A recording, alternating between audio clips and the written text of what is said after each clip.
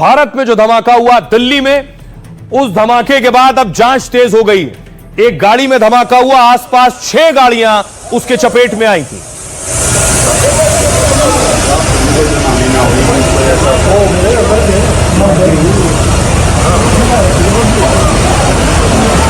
ये धमाके के बाद की स्थिति है कल देर रात की। लेकिन अब इसकी जांच के लिए देखिए देश की सारी बड़ी एजेंसियां लगा दी गई हैं। एनएसजी स्पेशल ग्रुप पहुंचा है, एनएसजी इसकी जांच कर रहा है। एनएसजी फॉरेंसिक जांच भी करता है अपने तरीके से। एनएसजी कमांडोज उस जगह पर पहुंचे जहां धमाका हुआ। उन्होंने साक्ष्य जुटाए, सबूत जुटाए एनएसजी ने, और धमाका किसने किया, कैसे किया, इस बात की जानकारी जुटा रहे हैं। अगली तस्वीर में आपको दिखाऊं, बाकायदा फॉरेंसिक टीम पहुंची है। फॉरेंसिक टीम का काम है जो वहां सबूत मौजूद है उन्हें जुटाना। उनके हाथ में जो आप काले बैग देख रहे हैं, इसी में सबूत जुटाने के बाद वो रखते हैं, जिसमें स्टीयरिंग भी आपको नजर आ रही। जितने आसपास चीजें मिली हैं उन सबको उन्होंने हासिल किया है और जुटाया है।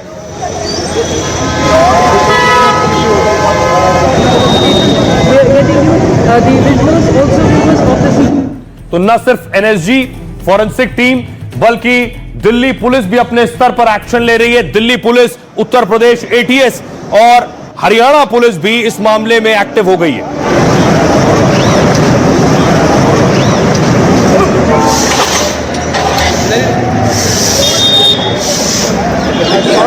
फिलहाल वहां हालात को संभालने के लिए रैपिड एक्शन फोर्स भी तैनात की गई है। रैपिड एक्शन फोर्स के साथ साथ सीआरपीएफ की तैनाती भी हुई है। एनआईए की एंट्री भी इस मामले में हो रही है। एनआईए भी इसे इन्वेस्टिगेट कर रही है।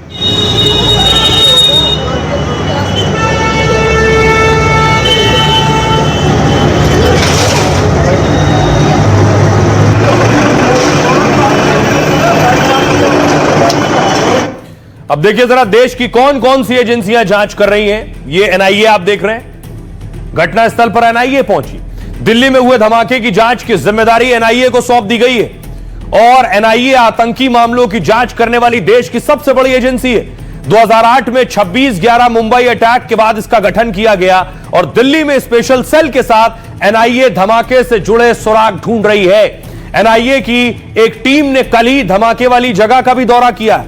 एनएसजी लगाई गई है, राष्ट्रीय सुरक्षा गार्ड्स। एनएसजी धमाके में इस्तेमाल विस्फोटक को लेकर जांच कर रही है। साथ ही धमाके के तरीके का विश्लेषण भी एनएसजी की टीम कर रही है। यानी राष्ट्रीय सुरक्षा गार्ड देश का प्रमुख आतंकवाद रोधी बल है और एनएसजी का काम है आतंकी हमले और हाईजैक की स्थिति को संभालना। 1984 में ऑपरेशन ब्लू स्टार के बाद इसका गठन किया गया था। इंटेलिजेंस ब्यूरो यानी आईबी, खुफिया विभाग, आईबी दिल्ली में हुए धमाके को लेकर खुफिया जानकारी जुटा रही है। आतंकी मॉड्यूल में हुई गिरफ्तारी का धमाके से लिंक खोजा जा रहा है। आईबी भारत की एक प्रमुख आंतरिक खुफिया और सुरक्षा एजेंसी है। इसका काम भारत के भीतर देश विरोधी गतिविधियों को रोकना है। इसका गठन 1887 में हुआ। आजादी के बाद 1947 में नाम इसका आईबी रखा गया। FSL, forensic science laboratory, forensic की टीम ने विस्फोटक के नमूने लिए, दूसरे सबूत जुटाए हैं और एफएसएल रिपोर्ट पुष्टि करने में मदद करेगी कि धमाका किस विस्फोटक से किया गया। एफएसएल का काम अपराध, आतंकी हमले या धमाके की जगह सबूत जुटाना होता है। भारत में पहली एफएसएल यानी फॉरेंसिक साइंस लेबोरेटरी 1952 बंगाल में स्थापित हुई थी। इसके बाद देखिए एक और बड़ी जिम्मेदारी दिल्ली पुलिस की है। तमाम एजेंसियों के साथ मिलकर दिल्ली पुलिस काम कर रही है। जांच के लिए दिल्ली पुलिस 100 से ज्यादा सीसीटीवी खंगाल रही है। घटनास्थल पर इस्तेमाल मोबाइल की जानकारी भी पुलिस जुटा रही है और यह धमाका दिल्ली में हुआ है, इसलिए दिल्ली पुलिस जांच की एक मुख्य इकाई है। यूएपीए और विस्फोटक अधिनियम के तहत दिल्ली पुलिस ने केस दर्ज कर लिया है। तो देश की सारी बड़ी एजेंसियां इस वक्त जांच में जुटी हैं। देश की राजधानी दिल्ली में यह धमाका हुआ। सबसे पहले सुनिए रेखा गुप्ता, दिल्ली की सीएम क्या कह रही हैं और दूसरे एक्सपर्ट्स क्या कह रहे हैं। बहुत ही अनफॉर्चुनेट है ये हादसा और सभी एजेंसीज अपना काम कर रही हैं और पूरी तरीके से इसकी तह तक जाने का उनका काम चल रहा है। डॉक्टरों का एक जामा पहन के उन्होंने इतने बड़े 3 टन एक्सप्लोसिव्स इकट्ठे किए हैं।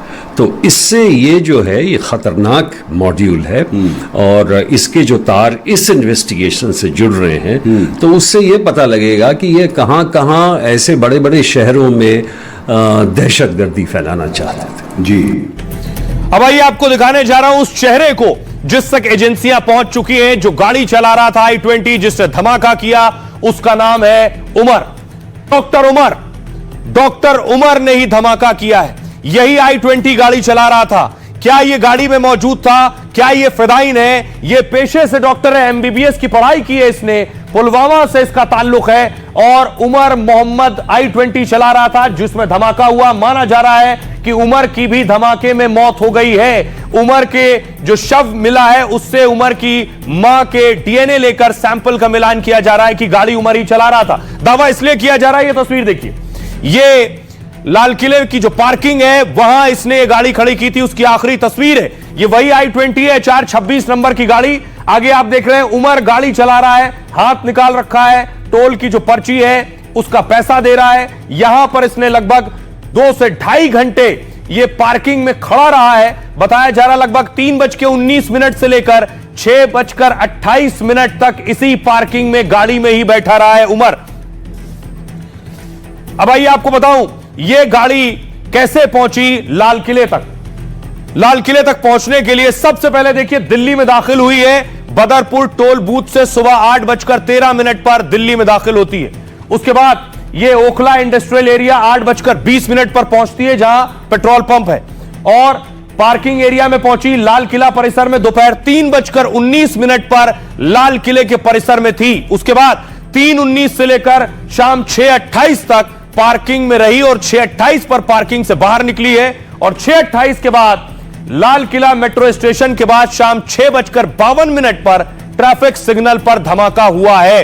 तो यह धमाका ट्रैफिक सिग्नल पर करने वाला कौन था? उमर, क्योंकि यह गाड़ी उमर चला रहा था। देखिए उमर है कौन, उसके बारे में क्या जानकारी मिली है। गाड़ी लाल किले के ट्रैफिक सिग्नल पर पहुंचती है, जो सामने आप देख रहे हैं चांदनी चौक का रास्ता है, और उसके सामने धमाका होता है। यह उमर जो गाड़ी चला रहा था।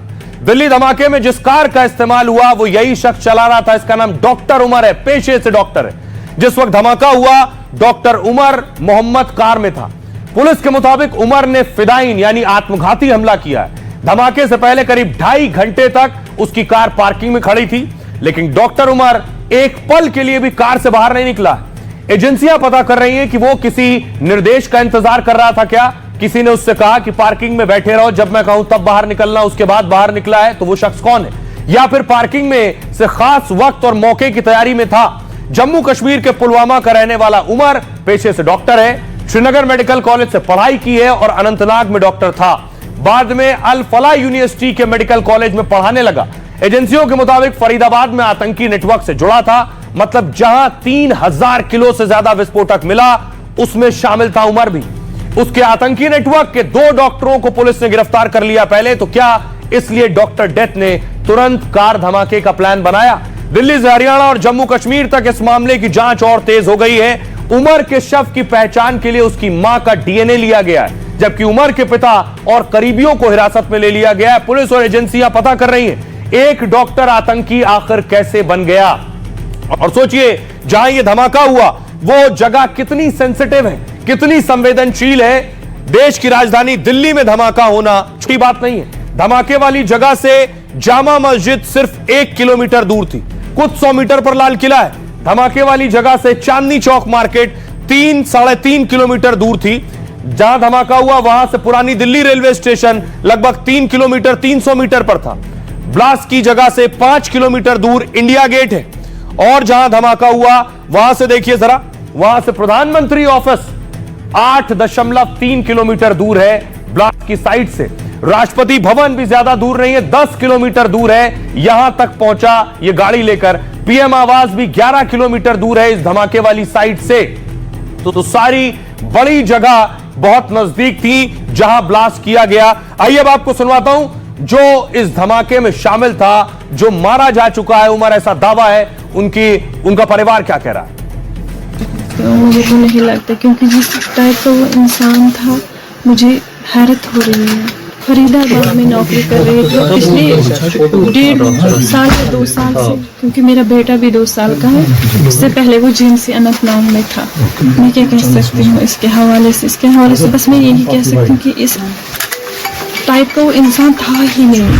आमिर, हाँ? ये आपका बेटा है। अच्छा, ये कहते हैं कि ये मुलवस है जो दिल मंज को ब्लास्ट तथ मंज मुलवस वो भी हाँ? पुलिस ले नहीं गई है। इसकी जांच हो अच्छा, रही है। क्या ये दिल्ली या फरीदाबाद गया था? बात होती मुंशन पात हुई ना वो गैर नियाबा। matter of investigation नहीं गए है। घर के, कहते हैं कि घर के बाहर। लेकिन क्या ये फोटो इनका नहीं है? नहीं, क्या ये फोटो इसका नहीं है? सर ये लोग मुलाकात भी नहीं दे रहे हैं, किसी से मिलने भी नहीं दे रहे हैं। हमें 4 साल, ये 1 साल में 2 बार आता है घर में छोड़ के। पिछली बार ये आया था, उस टाइम हमारे पापा की सर्जरी थी, 4थी सर्जरी थी पापा की, तो अनमैरिड है। नहीं सर, ये सब एलिगेशन है। जिसने धमाका किया उमर से पहले 2 और आतंकी गिरफ्तार किए गए थे और तीनों डॉक्टर, यह तस्वीर आप देख रहे हैं उमर से पहले गिरफ्तारी हुई थी मुजम्मिल की, और जिसे एक तरफ देख रहे हैं वो अदील। ये तीनों पेशे से डॉक्टर और तीनों बड़ी आतंकी घटना को अंजाम देने की फिराक में थे। उससे पहले जो बीच में जिसे आप देख रहे हैं डॉक्टर उमर ने धमाका कर दिया। आपको बताऊं उससे पहले कैसे मुजम्मिल और अदील के घर से ये सब हथियार मिले थे। पुलिस ने सारे हथियार बरामद कर लिए थे। इसमें मैगजीन, राइफल, पिस्टल आपको नजर आ रही है। ये बड़े हथियार, कारतूस देख रहे हैं आप। ये सारे हथियार इन 2 लोगों से मिले थे। दोनों पेशे से डॉक्टर ने, डॉक्टर मुजम्मिल, डॉक्टर अदील, और दोनों डॉक्टर तीसरा डॉक्टर जिसने धमाका किया उससे ताल्लुक रखते हैं। यह अपने आप में बताता है कितने खतरनाक प्लानिंग का हिस्सा था। बताया गया ये जो 2 डॉक्टर हैं ये बड़े बॉम्ब ब्लास्ट की प्लानिंग कर रहे थे, टाइम बॉम्ब की प्लानिंग कर रहे थे। दावा किया जा रहा है क्या ये टाइम बॉम्ब बना रहे थे जो डॉक्टर थे, दो पकड़े गए। आतंकियों पर टाइम बॉम्ब बनाने का शक इसलिए हो रहा है क्योंकि इनके पास से खतरनाक सामान बरामद हुआ जो टाइम बम बनाने में इस्तेमाल किया जा सकता है। आतंकियों के पास से पुलिस को 20 टाइमर मिले। इसके साथ ही कई बैटरी, रिमोट और तार भी जब्त किए गए। मेटल शीट और छोटे बड़े 12 सूटकेस भी जब्त हुए।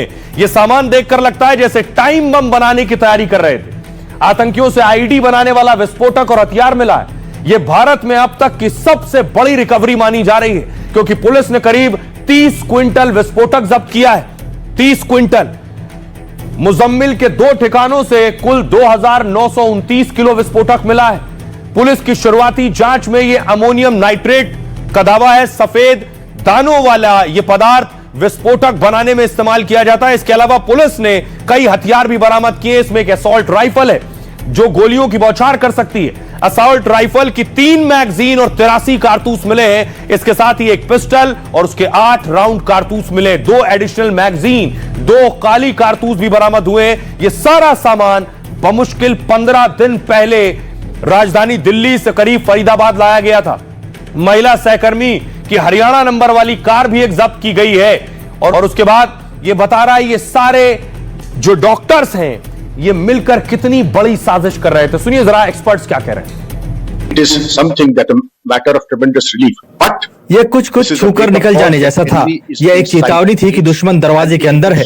अगर वे 3 क्विंटल विस्फोटक सामग्री की तस्करी कर सकते थे तो कल्पना कीजिए कि इसका कितना विनाशकारी असर होता और 300 किलो विस्फोटकों की विनाशकारी शक्ति कितनी होती। जैश ए मोहम्मद, लश्कर ए तैयबा या हिजबुल मुजाहिदीन के प्रशिक्षित आतंकवादी हैं। ये ISI और पाकिस्तानी सेना के संरक्षण में हैं। ऑपरेशन सिंदूर जारी है, ये रुका नहीं है।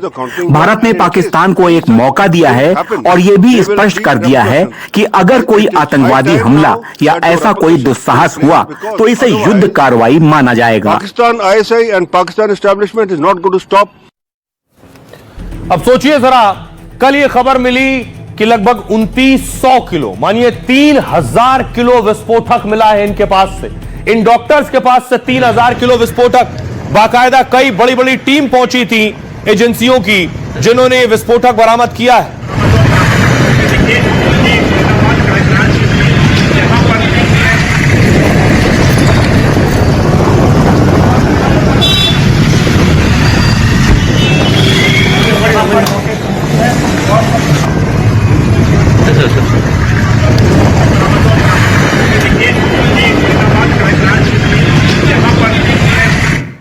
अब देखिए 3000 किलो विस्फोटक, दिल्ली से कुछ किलोमीटर दूर फरीदाबाद में।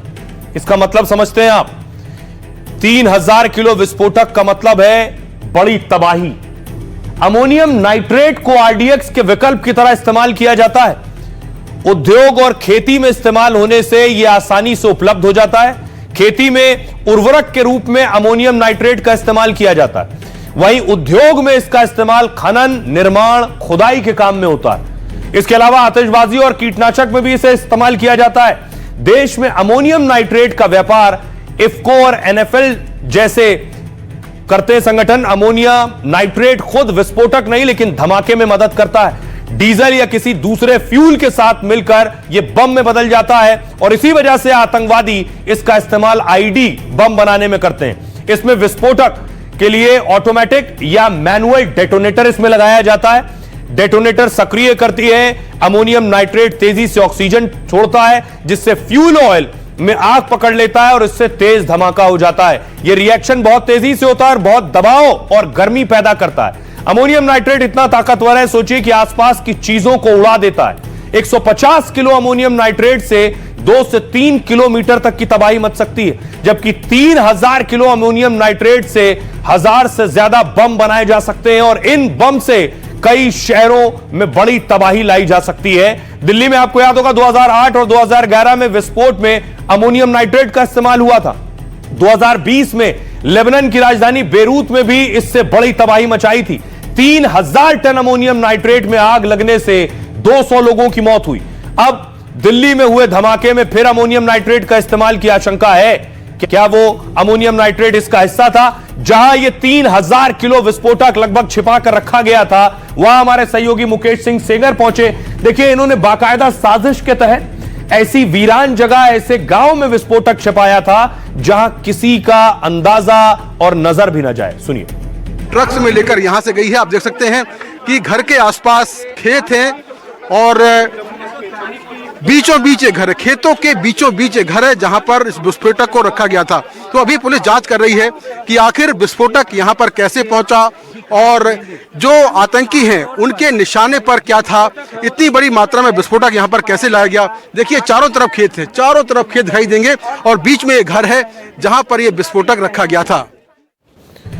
अब देखिए, मैंने आपको बताया कि इसमें 3 डॉक्टर थे, doctor Umar, doctor Muzammil, doctor Adil, लेकिन अब तीसरी डॉक्टर की एंट्री हो रही है, डॉक्टर शाहीन। यह तस्वीर आप देख रहे हैं, यह जो तस्वीर है ये डॉक्टर शाहीन की है। ये चारों पेशे से डॉक्टर हैं और चारों आतंकी साजिश में शामिल थे।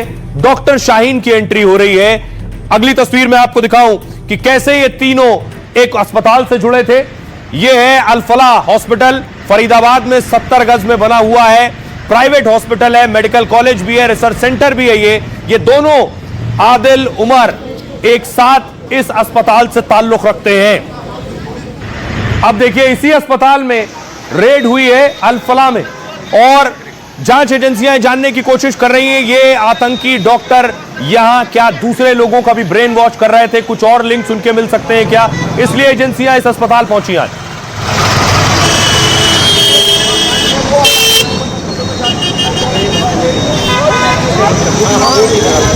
और आइए मैं आपको मिलवाऊं आतंक की डॉक्टर ब्रिगेड से। किसी ने सपने में भी नहीं सोचा होगा कि डॉक्टर पढ़ लिखकर एमबीबीएस, एमडी, एमएस करने के बाद आतंकी भी बन सकते हैं। देश के में आतंक के 2 बड़े मॉड्यूल का खुलासा हुआ है। यह है पुलवामा मॉड्यूल और फरीदाबाद मॉड्यूल। गुजरात एटीएस और जम्मू कश्मीर पुलिस ने खुलासा किया है आतंकी मॉड्यूल में अब तक 6 से 7 डॉक्टर के नाम आए हैं, जिसमें से एक डॉक्टर उमर मोहम्मद भी है जो पहले फरार था, बाद में वो दिल्ली में ब्लास्ट का मास्टरमाइंड बन गया। ये है आप देख रहे हैं पहली तस्वीर। ये है डॉक्टर आदिल अहमद। डॉक्टर आदिल जम्मू कश्मीर के अनंतनाग का रहने वाला। अनंतनाग मेडिकल कॉलेज में सीनियर रेजिडेंट डॉक्टर था ये, और 2024 में आदिल वहां से इस्तीफा देकर उत्तर प्रदेश आ गया। फिर सहारनपुर के एक अस्पताल में नौकरी करने लगा और यहां नौकरी की, सहारनपुर के अस्पताल में यह नौकरी कर रहा था। इसे मूव कीजिए आगे। और नौकरी के साथ साथ आदिल के अलावा कुछ और लोग भी यहीं की महिला डॉक्टर से 4 अक्टूबर को निकाह कर लिया था आदिल ने। फिर छुट्टी लेकर जैश का काम करने जम्मू कश्मीर चला गया। श्रीनगर में कई जगह जैश ए मोहम्मद के इसने पोस्टर लगाए। सीसीटीवी देखकर पुलिस घर पहुंची तो सहारनपुर का पता चला।